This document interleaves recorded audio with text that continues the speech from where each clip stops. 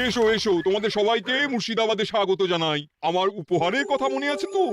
আছে জাহাপানা আছে, শুধুমাত্র আপনার জন্য আমি নিয়ে এসেছি একটা জ্যান্ত কাতলা। এই নিয়ে এসো। আমার উপহারও কিছু কম নয় জাহাপনা, নিয়ে এসো। আর তোমরা? আর কৃষ্ণচন্দ্র, তুমি কি এনেছো? এদের সবার চেয়ে ভালো উপহার এনেছি, যা দেখলে আপনার মন একেবারে আনন্দে নিচে উঠবে। ইচ্ছে করবে এক্ষুনি হয় পাতুরি না হয় ঝোল করে খেয়ে নি। তাই নাকি? হ্যাঁ, খাস নবাব বাহাদুরের জন্য আমার বিশেষ তোফা। কই নিয়ে এসো। এই তো কই নিয়ে এসেছি মহারাজ। গোপাল, তুমি ভেটকি কোথায়? এতক্ষণে গিন্নি রান্না বসিয়ে দিয়েছে।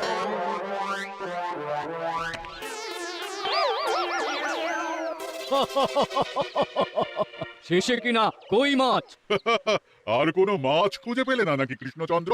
ছি ছি ছি, তোমার জন্য লজ্জায় আমার নাক কাটা গেল গোপাল। ফিরে গিয়ে আমি তোমার গর্দান নেব, এই বলে দিলাম। অনেক হয়েছে, এবার তোমরা সবাই আমার কথা মন দিয়ে শোনো। আমি তোমাদের সবাইকে একটা করে জ্যান্ত মাছ আনতে বলেছি, একটি বিশেষ কারণে। তার আগে সবাইকে আমি জিজ্ঞাসা করতে চাই, আপনারা সবাই নবাব বাহাদুরের পাঠানো চিঠিটা মন দিয়ে পড়েছিলেন তো? হ্যাঁ পড়েছি। হ্যাঁ হ্যাঁ হ্যাঁ, আমরাও পড়েছি। বেশ, তাহলে তো তোমরা এই আমন্ত্রণের কারণটা জানো। তোমাদের আনা মাছেদের আয়ু যতদিন, তোমাদের রাজ্যের আয়ুও ততদিন। মানে আপনাদের মধ্যে যার মাছ যেদিন মারা যাবে, জাহাপানা তার রাজ্যটা সেদিন নিয়ে নেবে। আর যতদিন না আপনাদের মাছ মরছে, ততদিন আপনারা এই প্রাসাদেই থাকবেন। হ্যাঁ, এইরকম কিছু তো চিঠিতে লেখা ছিল না। কে বলেছে ছিল না? ওই জন্যই তো আমি সঙ্গে করে চিঠিটা আনতে বলেছিলাম। এনেছো? হ্যাঁ হ্যাঁ, আমি এনেছি। এই যে এখানে তো কোথাও এরকম কিছু লেখা নেই। তোমরা হলে রাজা, রাজাদের সব সময় চোখ কান খোলা রেখে চলতে হয়। বুঝির, এই নাও।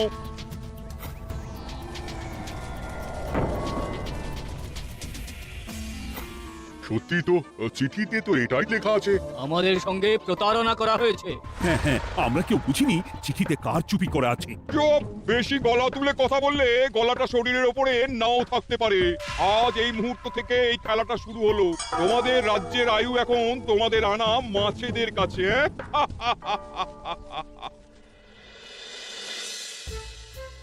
উজির, কার মাছের কি অবস্থা? আগে বাকিরা মোটামুটি সাঁতার কাটছেও, খাম্বাজ রাজার আনা কাতলা খাবি খাচ্ছে।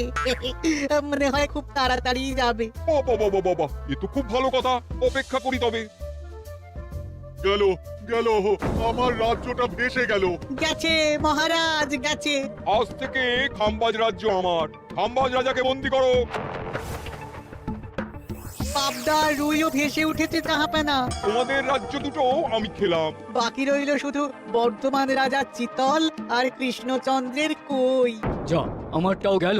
আগে জানলে আমিও কৃষ্ণচন্দ্রের মতন জিওল মাছ আনতাম। কৃষ্ণচন্দ্র, নিজেকে এত চালাক ভেবো না। একটু দেরি হলেও একদিন না একদিন তোমার কইও ভেসে উঠবে। ততদিন তুমি আর গোপাল আমার প্রাসাদেই থাকবে, কেমন? এ তো উত্তম প্রস্তাব নবাব বাহাদুর। আপনার প্রাসাদের বিরিয়ানির কোনো তুলনাই নেই। অনেকদিন নুন ভাত খেয়ে আছি, আজ একটু বিরিয়ানি হবে নাকি? পেয়ে যাবে গোপাল। নবাবের প্রাসাদে অতিথিদের যত্নের কোনো ত্রুটি হবে না।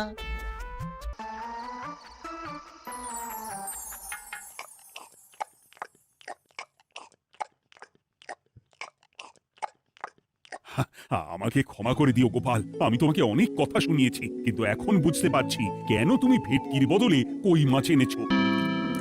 আহ, বিরিয়ানিটা যে রেঁধেছে না, বলছি ওই নবাবের বাবুর্চিকে কোনোভাবে কৃষ্ণনগরে ধরে নিয়ে যাওয়া যায় না মহারাজ? গোপাল, কোনো মাছই অমর নয়। একদিন তোমার আনা ওই কই মাছটাও মারা যাবে, আর সেদিন আমাদের কৃষ্ণনগর রাজ্যটা নবাবের হবে। আহ, বাটলো একেবারে ঝুড়ো ঝুড়ো, আর মাংসটা তুলোর মতন নরম। আহ, আমার কথা কি তোমার কানে যাচ্ছে? গোপালের চোখ কান সব সময় খোলা থাকে মহারাজ, আর তাই চিঠির কারচুপিটা ধরতে আমাকে বেশি বেগ পেতে হয়নি। কিন্তু কিভাবে বুঝলে গোপাল চিঠির রহস্যটা? কারণ আমি জানতাম নবাব বাহাদুর অনৈতিক কিছু করবেন না। গায়ের জোরে নয়, বুদ্ধি দিয়েই উনি বাজিমাত করবেন। অবশ্য এ ব্যাপারে আমাকে সাহায্য করেছে বিজ্ঞানী। একটা সাহায্য করতে পারবেন বিজ্ঞানী?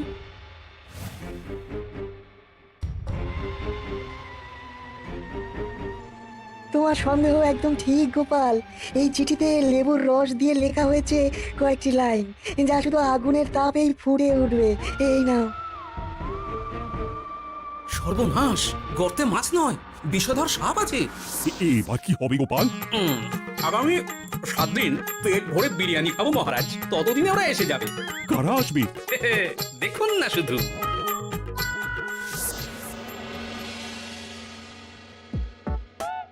এই তোমার বুদ্ধি, দেখলে তো গোপাল এসে কেমন সবকিছুর উপরে জল ঢেলে দিল।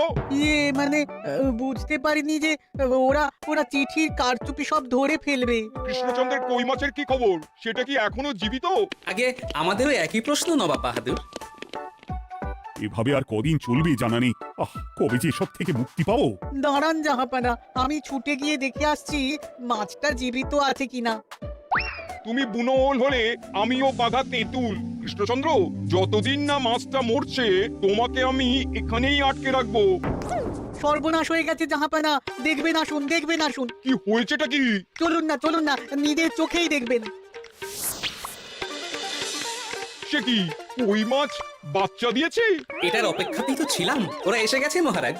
এবার আপনার রাজ্য সুরক্ষিত। মানে নবাব বাহাদুরের কথা অনুযায়ী মাছ মারা গেলে রাজ্য ছাড়তে হবে। এমনিতেই কই মাছের জান শক্ত, এরাও বড় হবে, বাচ্চা দেবে। এইভাবে কই মাছের গুষ্টি মরে শেষ হতে হতে নবাব বাহাদুর আর বেঁচে থাকবেন না। নয়, হ্যাঁ। বেছে বেছে ঠিক মা কই মাছটাকে নিয়ে এলে এবার রাজ্যে ফিরি। কি লাভ, সেই তো নুন ভাত খেয়েই থাকতে হবে। না, আমি তোমার বেতন 10 গুণ বাড়িয়ে দেব, আর যাওয়ার সময় নবাবের বাবুর্চিকেও ধরে নিয়ে যাব। আজ থেকে তুমি শুধু বিরিয়ানি খাবে। জয় জয় মহারাজের জয়, জয় কই মাছের জয়।